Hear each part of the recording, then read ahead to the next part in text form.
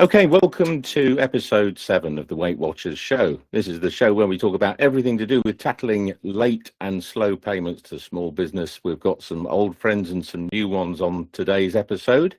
Of course, we're always talking about how to tackle late payment culture, how to solve it.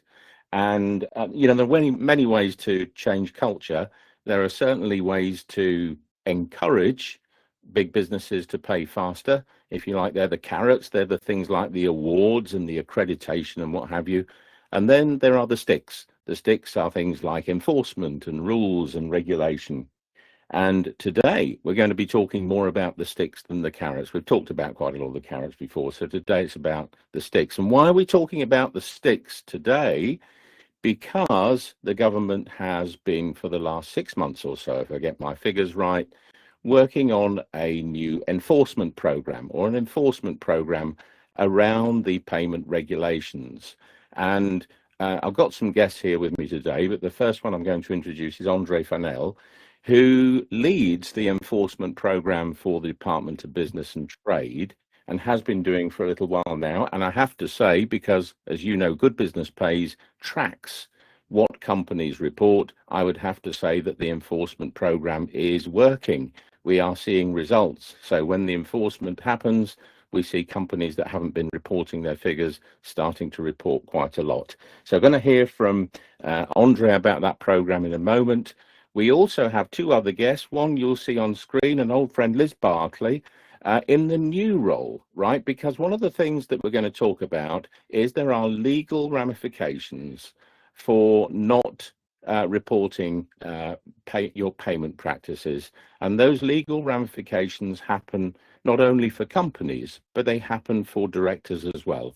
And Liz has a new role at the Institute of Directors she'll tell us about, and so can perhaps bring a view from the what does this mean for individuals? How should directors be aware of this? Because I pretty much think that most of them are not aware of this kind of thing. The third guest who will be joining us in a second, I'm sure, is Rudy Klein. Rudy is a barrister. He's a lawyer. He can bring, what does this mean from a legal perspective, but also has a huge amount of experience in the payment, in the payment regulation field. So we'll look forward to hearing from Rudy as well.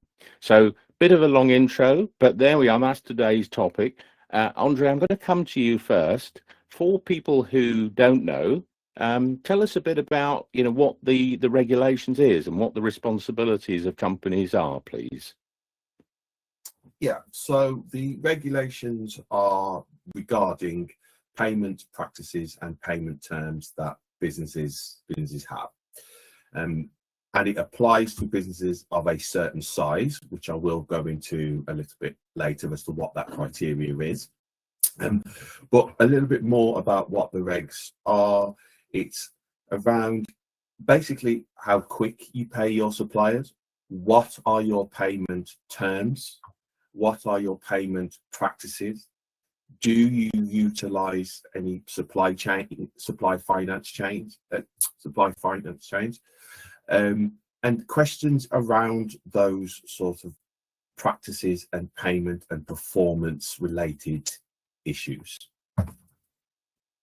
And is this does this apply to all companies? Is it certain types of companies? And if so, who within those companies is responsible for reporting this stuff to you all? Okay, so it doesn't apply to all companies. Companies need to be of a certain size. Now, that criteria is from the 6th of April 2025. The thresholds for this regulations are companies who have a turnover of 54 million or more, companies who have 27 million pounds worth of assets on their balance sheet. So that is fixed assets and current assets combined. If they total more than 27 million, then you're ticking that particular box. And companies who have 250 employees or more. Now, you need to meet only 2 out of those 3 thresholds that I have just mentioned. So you could have a turnover of 60 million. You could have assets worth 30 million on your balance sheet, but you may only have 100 employees. You've ticked 2 out of the 3 boxes, therefore the regulation, or you adhering to the regulation, applies to you. Obviously, if you tick all 3, then clearly you would need to adhere to the regulations as well. And this applies to, if you think about big company structures, parent organizations and subsidiaries. How does that bit work? Yes. So any company, whether they're a standalone company or if they're a subsidiary themselves, if they meet that criteria, they are required to report. But also as well for group companies, this also applies to them as well. So if you have a parent company who is at the top of a group, they are also required to report as well. However, the thresholds are slightly different for parent companies, however. So if you are a parent company, and this might sound a little bit strange what I'm about to say, so listen to this bit quite carefully. The turnover requirement is only 43.2 million. So it is less than the sort of standalone company turnover threshold. Likewise, the balance sheet, asset balance sheet threshold is also less as well. It's only 21.6 million. The 250 employees criteria is the same regardless. But again, if you are a parent company and you are meeting 2 out of the 3 of those criteria that I have just said there, outlined there, then you too need to adhere to the payment regulation, reporting regulations as well. Now, Andre, you may not know the answer to this question, but why is that threshold lower at the parent company level? Right. What has happened is I'll have to go back to the original set of thresholds for companies, because those original thresholds for a standalone company did used to be lower. However, due to the Companies Accounts and Reports and Amended Transition Provision Regulations 2024, that regulation changed what the definition was of a medium-sized company, and that definition of the 54 million turnover, 27 million assets on the balance sheet, and 250 employees kicked in then. That's when that change was made then, and the payment performance regulations is based on that criteria. So that's why it changed effectively. And the criteria for a medium-sized company was redefined under that regulation and changed, whereas the parent company side of things, the definition hasn't changed for that. So basically, this is for large companies. You know, Yeah. short. I think where for medium and small size companies, it doesn't apply to them. It's large companies, but someone has to, when they send their reports to you every 6 months of their payment tracking, someone has to sign those off, right? You know, a person of great importance, let's say, inside a company. Who needs to sign off that those figures are right and correct? That needs to be a director of the company. In practice, what we find, it's usually either the chief finance officer or the finance director, or perhaps the CEO might be the person who is authorizing it. But it does need to be a director of the company in question. And so this is sort of bringing us towards the enforcement program, because here you have a program that's existed for a while, 2017 or something it was brought in. When it was introduced, and I don't know if this is right, supposedly around 10,000 companies were around the number of companies that fitted into the criteria that you just talked about. Although we don't know, do you know how many should be reporting now and who aren't, who are not in compliance? Give us a sense of the numbers, of the size of the problem. So we have done some analysis in terms of how many companies we think should be adhering to the regulation. It does depend on the data source that we basically use, which will give us different types of figures. But that original figure of around 10,000 when the regulations came into 2017 is in and around the ballpark figure as to where we still think that's the amount of companies. So anywhere between 10 to 15,000 companies is what we believe should be the amount of companies that this regulation should apply to. Well, 10 to 15,000, that's a big range. And by my reckoning, we look at the payment reports a lot. I reckon it's somewhere just over 5,000 that are currently putting in their reports every 6 months, somewhere between 5,000, maybe 5,500. Are you saying that then thousands of companies are not complying? Yes, we are talking about several thousand companies that do not appear to be applying to the regulation. That would be a fair conclusion. So, again, I've been working in this area for a while and have said on many occasions, now this is a statutory duty for companies and for their directors, because you've talked about the fact directors have to sign it off. So I would say, with my mischief making hat, several thousand companies are breaking the law because they're not complying with what the law says they should be doing. And therefore, several thousand of those company directors could also be affected personally. I know you've started an enforcement program, obviously, because it's a sizable problem. Tell us about the enforcement program, where you started and where you're up to. Yes, so you are right. It is a criminal offence for the company itself, but also for every listed director of the company for a failure to adhere to this regulation.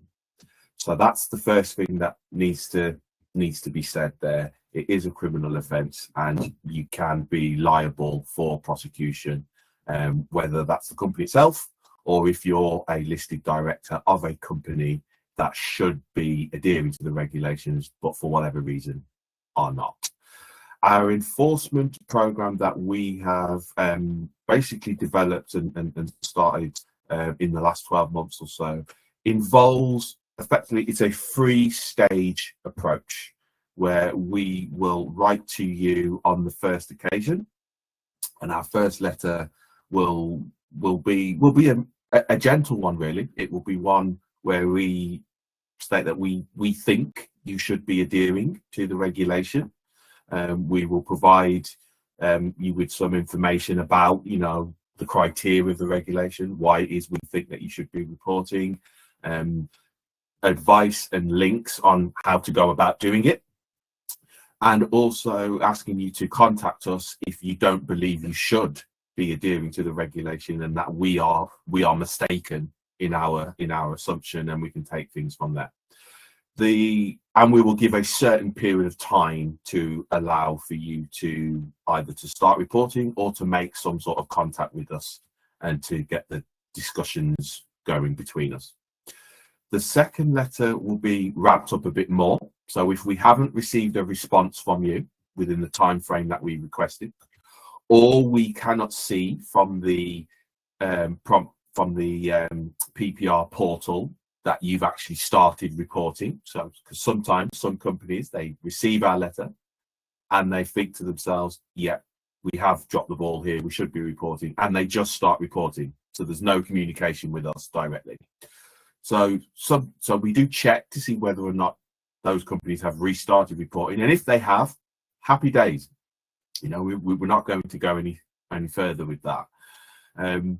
But if you haven't restarted reporting and we haven't heard anything from you, then we will issue a second letter to you. We'll write to you again. We will be ramping up our sort of communication to you there. We're talking more seriously about, we still believe that you should be reporting. It doesn't appear that you have, and we've not heard from you. Please be aware that failure to do so can lead to prosecution. And again, we would give a certain amount of time for you to either start reporting or to get in contact with us to be discussed. to discuss whatever matters that need to discuss. And then again, there will be a third letter, and then that third letter will be ramping up more about the, okay, we will now consider prosecution action for failure to comply with this regulation if you do not get in touch with us, or if you do not restart reporting. So that's the 3-letter stage approach. If or when we get to the end of that 3-letter approach and we still haven't heard anything from the company in question, or the company hasn't started reporting, then we start moving into the process of what we need to do to secure a potential prosecution, which that will involve then inviting the director or directors in for a interview under caution, but to basically ask the sorts of questions that we've been trying to ask with our previous sort of letters. And depending on what response we do or don't get to that particular invite, or if the director does attend that interview, and depending on what they say, we will then consider pursuing a prosecution for failure to adhere to the regulations. And what, in relation to your letters, say 1 and 2, what kinds of responses have you had? Have you had a good response to that program? Yes, we have done. So what we have found is that we have found that around 40%, I'd say up to 40%, to be honest, maybe 35, but up to 40%, they just don't meet the criteria anymore for whatever reason. So therefore, it makes perfect sense as to why they're not reporting. And again, no problem with that. For around 50%, just over 50%, after letters 1 or 2, maybe even sometimes letter 3, they then start reporting. So we get them back into the groove of reporting. We're happy with those. We do have a small percentage that for some reason or another, we've had no response from them, and we've not seen any sort of reporting going on either. So these are the companies now that we are looking at, okay, have we got to go further, and have we got to go down the potential prosecution route to get the message across to those particular companies in question.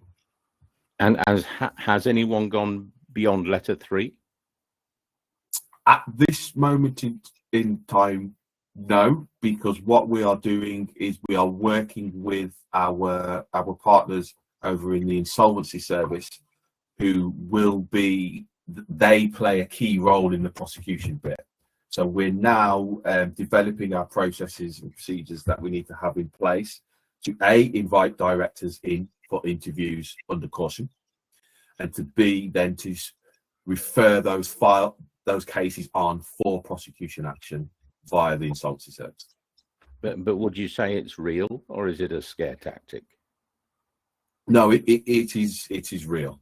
It is the next stage that we are going to be pursuing. So there will be directors of companies who will be invited into for an interview under caution in the coming months. That is the next phase of work for the team. Brilliant. Thank you for that overview. We'll come back to you, Andre, for some more questions. First of all, I want to bring in Liz, because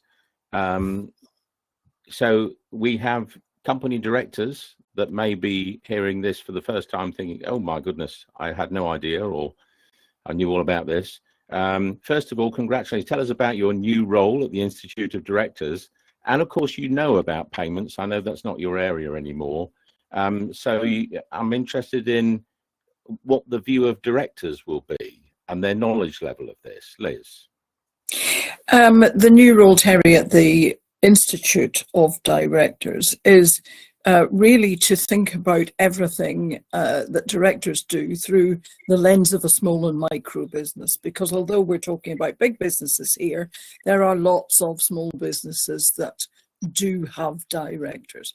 And of course, they're not directly affected by this legislation. However, they may be the people who are waiting to be paid.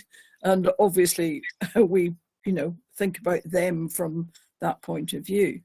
But when it comes to entrepreneurship, which is the other part of my role, we do think about how directors and being good directors can help you make better business decisions, etc., and perhaps get your enterprise onto a much more stable and viable footing.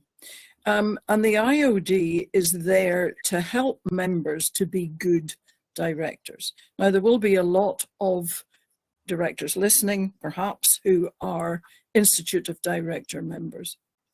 And they will probably be fully aware of the fact that there are all sorts of regulations, there's all sorts of legislation that affects them. The Companies Act, for instance, all the health and safety regulations, the Insolvency Act, the fraud regulations, the anti-money laundering.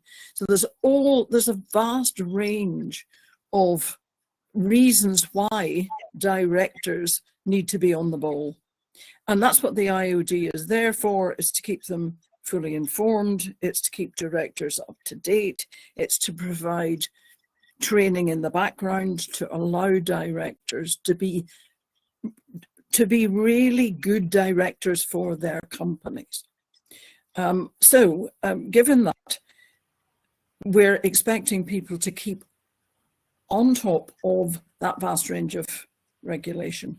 And as Andre says, it's not just the company that could be prosecuted in a situation where there's been a criminal offence in that somebody has not kept up with the regulation, is the individual directors.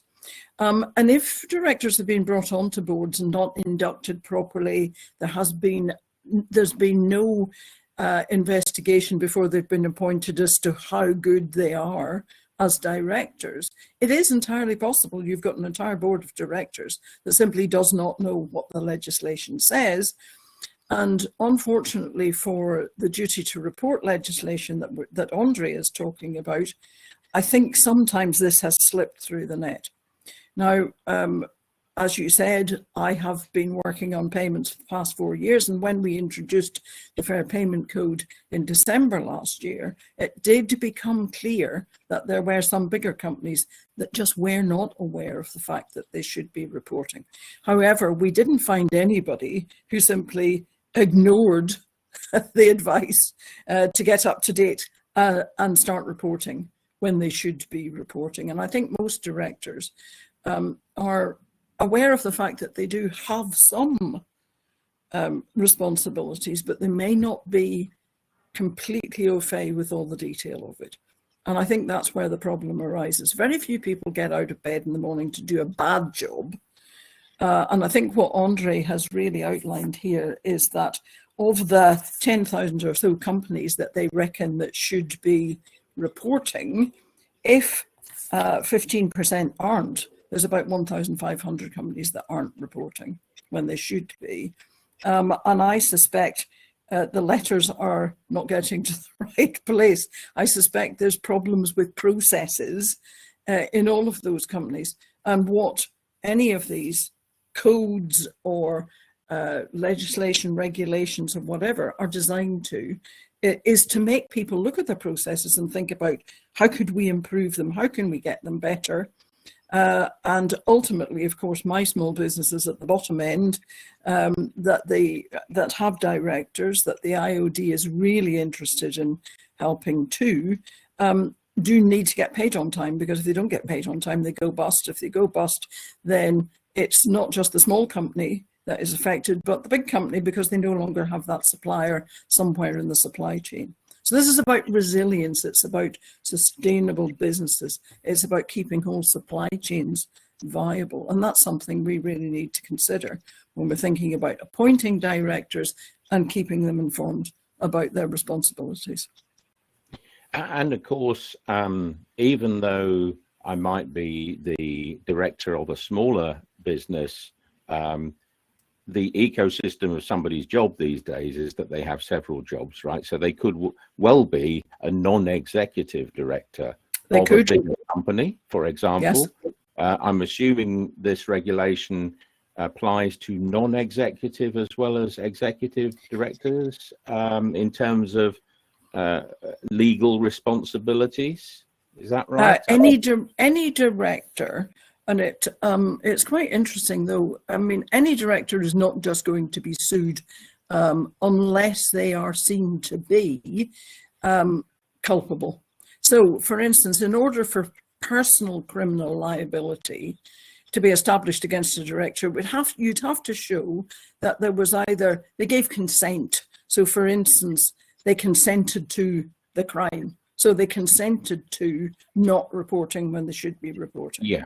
Yeah. Or they were conniving, so they were knowingly turning a blind eye to the fact that there was no reporting when there should have been, or they were negligent. So the Companies Act, for instance, states that the director must exercise reasonable care, skill and diligence when running a company. And that applies to non-exec directors as well as executive directors. And a failure to do so, to take that reasonable care, skill and diligence may be deemed to be negligent. And of course, these are the reasons why you go through court cases in order to find out whether or not someone is personally liable. Yeah, that's right. I think, though, if a company director was going to have an interview under caution or some kind of legal experience, let me call it that, from you might feel like you had to do it in something like a post office scandal, a big thing, but you wouldn't really want to be in that process for non-reporting of payment practices, right? That's you wouldn't want to be. It's a sniff test of, even though you may not be culpable yourself, as a non-executive director myself, I wouldn't want any of the companies that I'm involved with, for instance, to have that kind of reputation. So it is something to be aware of, something to action, and not something you really want to be involved. And to add to that, Terry, there's also the Institute of Directors Code of Conduct, which sets out all of this.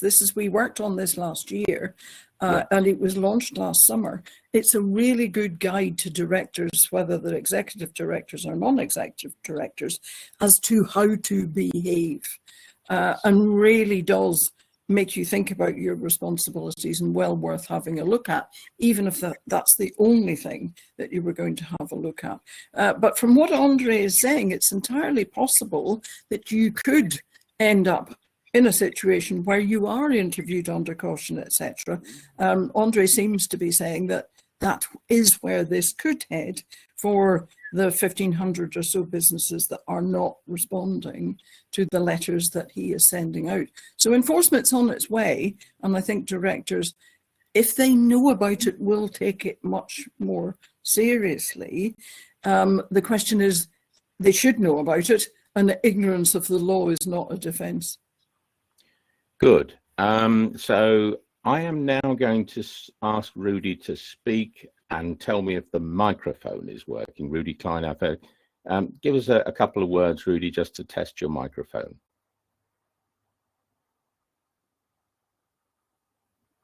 We can't hear you. I think something may be happening. Rudy, can you speak? I don't think we've got sound from Rudy by the sound of it, but Rudy's a barrister and a legal expert, and what I was interested in was the legal view of what has just been said. So if you want to try and rejoin, Rudy, leave and rejoin, we'll see if we can fix this up again.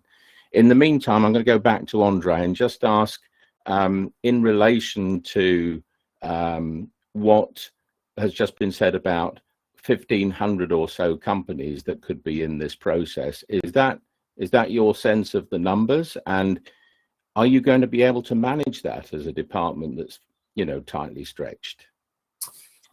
Yeah, as I've said earlier, we are looking at several thousand, to be honest with you, of companies that we believe should be adhering to the regulations and are not for whatever reason.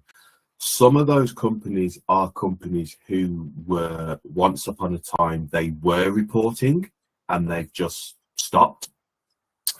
And then some of those companies will be companies who we believe have always been big enough to report ever since the regulations have come into play, but just never have done so. And generally speaking, what Liz said earlier was right about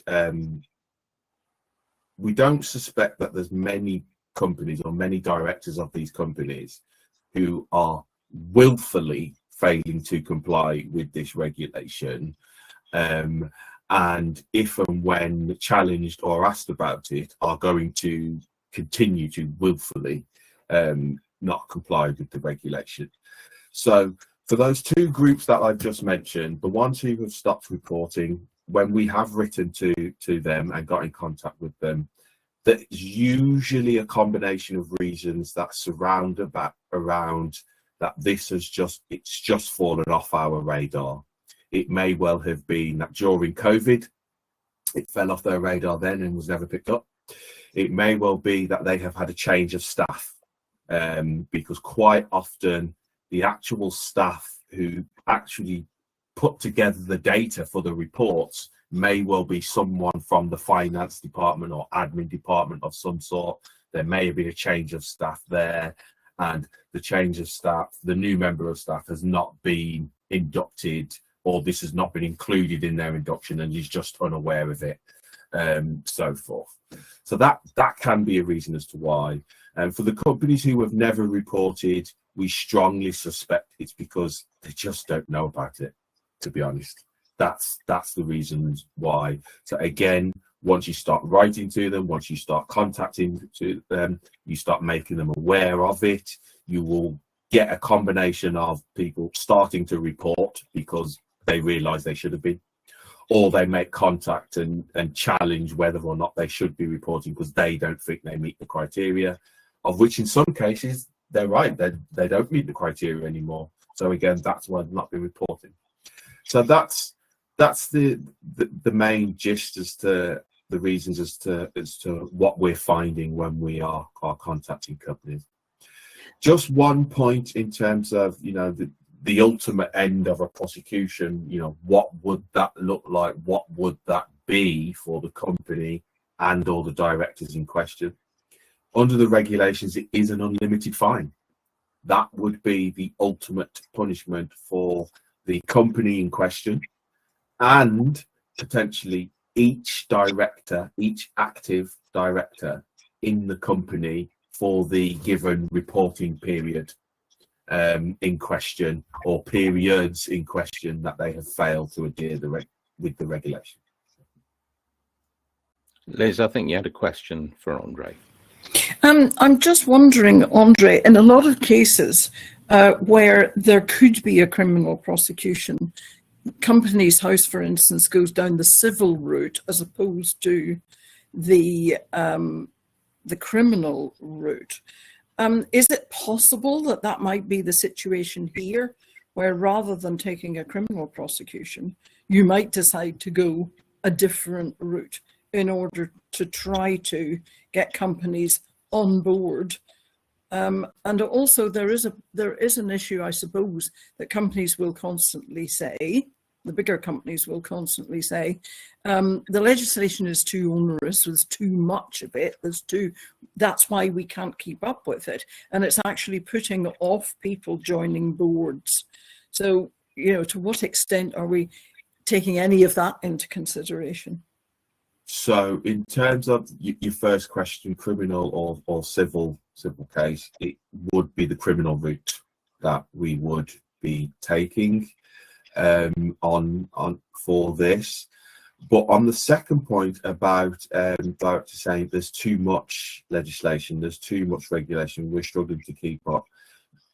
That's why we're taking the staged approach, the 3-letter stage approach, and then also the interview under caution, because we're basically giving the directors the opportunity to actually get informed. Each time we're trying to contact any given directors about it, we're also trying to educate and inform you of the regulations and your responsibility towards it in the first place.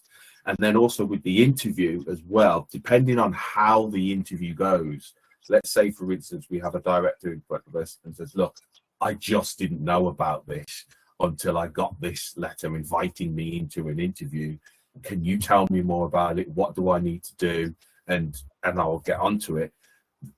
We're not going to prosecute a company or a director who takes that approach with us when we get to speak to them, whether that's at the stage of an interview under caution or whether that's after the first letter, they contact us and, and we discuss what the situation is for them. Going all the way to prosecution is going to be for the companies and for the directors who, for whatever reason, do not respond to any of our attempts to communicate with them and to advise them of the regulation, and or anyone who does communicate with us but basically tells us where to go. Now, I think it's unlikely that scenario is going to happen too many times, but if that scenario were to happen, well, we would be left with no choice in that sort of situation. But the situation which is the overwhelming majority of the time of this happens is when we write or contact companies and directors and they get in touch with us and discuss their situation and discuss how to comply with this regulation. Perhaps, yes, it's dropped off the ball for them in recent times, but they're going to get back onto it, and this is how they're going to do it, or this is how they need to do it. Then in that situation, there's very little need to actually go down the route of prosecution, because what we're trying to get is to get you to comply. And if we've got you at that stage saying that you want to comply, how do I comply? What do I need to do? Well, then we've got you doing what we want you to be doing in terms of this regulation. Andre, you might be interested to know that although people don't tell you where to go, I was called on to a conference call by one CFO of a very large company, a reporting company who shall be nameless, and their team. And they started off the call by saying, Terry, you do realise you're the only person that cares about this stuff. To which my reply was, well, why are we all on this call then? Why are you having this conference call? I can see heads nodding and shaking as for those people listening to the podcast in disbelief. I just want to try Rudy. Give us another try, Rudy. See if your microphone's working. We'll give it one more go.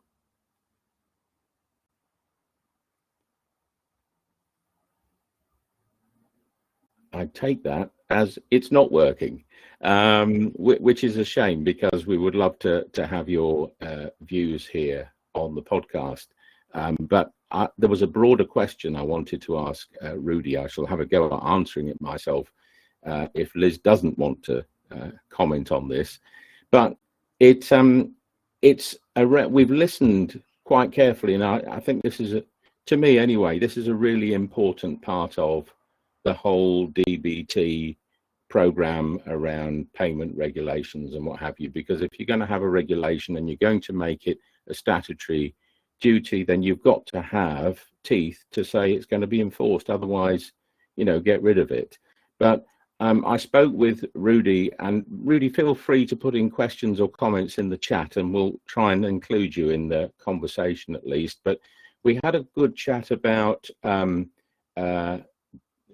all of the things that DBT and the government is doing around two things, really. One, making sure that companies do report, and this fits into that category. And then secondly, making sure that what they report is accurate, right? That's the second bit of it. which we're hoping some consultation and some new stuff will come in later this year, early next year. We've heard all about that on previous Weight Watchers show around the making it accurate. Is that going to be enough in terms of the scaffolding to try and address late and slow payments, or does something else? Is there more regulation or more teeth required to do this? And I know Rudy was involved in all sorts of writing all sorts of regulations for the construction industry and beyond, and in the mop-up of the Carillion mess and what have you afterwards. So I think there's a question around what else is required and is this enough? Liz, I don't know, you have a view on most things, of course. You have a view on Thank this? you, Terry. You have a view on this, or because you've stepped away from payments, you may not want to express a view? It's not my area anymore, admittedly, but that doesn't mean to say that I don't have a view. And my view is that we're trying very hard to go down the let's help you to get there. And companies are not reporting what they're reporting, the time they're paying in, they're reporting the number of payments they're paying within agreed terms, etc. But there's still nothing to say that they have to pay in a particular time. So whether or not the department decides to take steps to go down that route to make it clear that invoices should be paid in 30 days or 60 days rather than longer is a question for the future. But I suppose my view is that if you're going to make legislation, it's got to be good legislation and it's got to be enforceable, but it's also, I think, got to be such that you can bring people on with you and make them understand why it's important. And I think that comment that you made earlier was really interesting. You're not the only person who cares about this. So we've got to make big companies understand that we do care about this and why we care about this. And it is about, I come back to the whole point about resilience of supply chains, resilience and sustainability of the small businesses that are part of those supply chains and are those suppliers. And it's about the UK economy as a whole, about about the social value that we add, that companies add into the local communities, to the wider society. So this is a big, big issue. And if we could get it right, it certainly would make Britain one of the best places in the world to do business. And that's obviously what we want. But it would also encourage increased productivity and underpin the growth that the government's looking for. But it's important to get the legislation right, and not just write legislation for the sake of it, because bad legislation is worse than no legislation at all. And it moves us from, I suppose, payment, which is, in the States, they might call it the ticket to the game, the entry ticket, into partnering, right? Actually, because if bigger businesses know better how to partner with smaller ones and vice versa, payment is the thing that creates the sustainability and the growth for the small company. But the outcome of that is new products, new services, new innovation, which the bigger company can then pass on to their customers, hopefully. And this is something that you and I have talked a lot about. It's not just about payments. There are lots of other ways in which businesses can partner with each other in order to make business better, easier, and more productive for everybody in that supply chain. And I think that's where our heads need to be shifting to. But and part of that, of course, that fairness and partnering is not just about paying, but let's go back to payment times for a minute, because Rudy put in the chat a very good point, which is that companies can report, that's great, they're checking that box, but they say that they are paying in 90 days. So what then? You know, what ramifications, or is that just okay to say we're paying in 90 days? Well, clearly it's not okay in public sector procurement, because the Procurement Act says that's not okay. By the way, we developed, with the help of the FSB in the last week, what we're calling at Good Business Pays a red alarm button, which we're going to launch for small businesses who are in public sector procurement contracts who are not being paid in 30 days, to press that button so that we can sound an alarm. Now, we may be overwhelmed with calls, and if that's the case, that's okay, because we suddenly see the size of the problem because a promise has been made. And so there does need to be an answer to the question around if they're reporting paying in 90 days, who cares? The Fair Payment Code cares. You will not get an award under the Fair Payment Code if you're not paying at least 95% of all of your invoices within 60 days. You just won't be entertained as an applicant. But it's very clear that the government's direction of travel, desired direction of travel, is 30 days, because you won't get a gold award unless you're paying at least 95% of your invoices within that 30 days.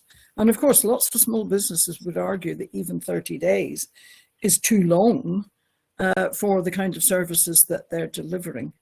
The question will be, to what extent will there be a big business in some sectors that cannot pay within that 90 days, cannot pay for all sorts of reasons. And if there is any legislation, would there then have to be exemptions in certain cases? And of course, that's something that we need to be looked at in huge detail. Now, one of the things that's going to happen, possibly, hopefully, Terry says, in the next couple of weeks, is that I'm hoping that a starting gun might be fired around a consultation for tightening regulations around payment reporting. One of the things that has been mentioned by the Labour government multiple times, which is to include the reporting of figures, which we've been talking about on this show today, in the annual reports of companies. So I'm sort of interested, perhaps Rudy can type in the chat a response to this, is putting the 90 days or whatever it is that you're paying into your annual report. Is that going to make a difference, do you think, Rudy, or in fact anybody, to payment culture, to changing behaviour, driving a change in behaviour? I'm interested in anybody's view. I know, Liz, you've got to leave in a couple of minutes. Do you think I do? And while Rudy's typing, I'll just say that anything that keeps the conversation alive and really keeps people thinking about their processes and the possibility of improving their processes has got to be good. That's a good thing. And I think that I will see if Rudy replies. But Liz, if you want to leave, please feel free to leave, and thank you for joining us today. And what I would say about this particular show and this particular topic, which, by the way, after today is recorded, it'll be available on the YouTube channel, on the Alchemy Network, and then as a podcast, which is where we get most of our listens, on all the podcast channels in the next 24, 48 hours. There are various different pieces that need to be in place to tackle payment culture. There are carrots, there are sticks, there are bits that the government can do, big business, organizations like the B5, the IOD, the FSB, and small businesses. Everybody's got a bit of this story. And when I think about the mental model of the bit that the government and DBT does, I call it the scaffolding, right? They're the rules and the regulations we've agreed to play by. And the two things I've asked the government team to do is, please make sure that large companies do report, because if they don't report, we don't know what's going on. And please try to make sure that whatever they're reporting is right, because we know a lot of that stuff is gamed, right? And we need to make sure it's accurate. Otherwise, we're having the wrong conversation. And then the rest of us can start making the business case, the story for, well, what happens when you do pay faster? What happens when big companies work successfully with small companies to provide the incentive to big companies to change, not just the rules? Okay, so that's what today has been about. Liz, you've got a point to make. Yeah, just one thought. Companies that get paid quicker and companies that pay quicker are much, much more likely to have better working partnerships and better relationships. And it wasn't until the health and safety executive said, if you have an accident or a near miss in your accident book, we are going to encourage other businesses not to work with you. And it has to be transparent. We don't want just to see accidents, we also want to see near misses. And when that became very transparent and very clear, and other companies said, we're not working with you, that's when the number of accidents started to drop, because it was no longer acceptable. And it's just a thought. I will leave you on that thought. Thank you. It's also in terms of what company directors care about. We have found that the combination of the studies that are, or the awards that are great places to work, Britain's most admired companies, Fortune's most admired companies, and the world's most ethical companies, if you look at all of those companies together, you will see that between 65 and 80% of the companies listed there are what we would call fast or reasonable payers in around 30 days. So there's no coincidence that payment to suppliers and the behavior around that aligns with other things that companies do for their employees and their customers. Andre, thank you very much for being so open today and sharing the program. Rudy, I'm sorry you had some connection problems, but at least we were able to involve you a little bit. I hope we can involve you in a future show. Thanks to everybody for watching and listening today. This will be available as a podcast tomorrow. Thanks for coming.